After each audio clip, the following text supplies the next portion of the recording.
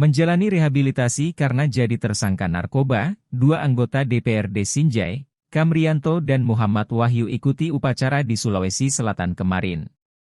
Mereka hadir bersama seluruh anggota DPRD Sinjai dan Bupati Sinjai Andi Seto Gadhista Asapa, dalam upacara HUT RI di halaman kantor Bupati Sinjai.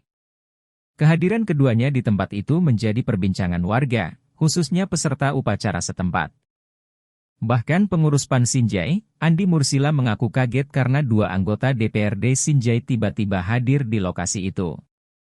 Atas hal tersebut, Wakil Dirres Narkoba Polda Sulsel, AKBP Ardiansyah angkat bicara.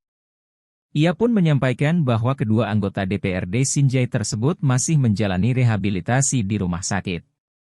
Pihak rumah sakit pun ternyata sudah memberi izin kepada dua anggota DPRD Sinjai itu, di mana izin yang diberikan hanya 1 hari dan setelah itu harus kembali ke rumah sakit untuk menjalani rehabilitasi.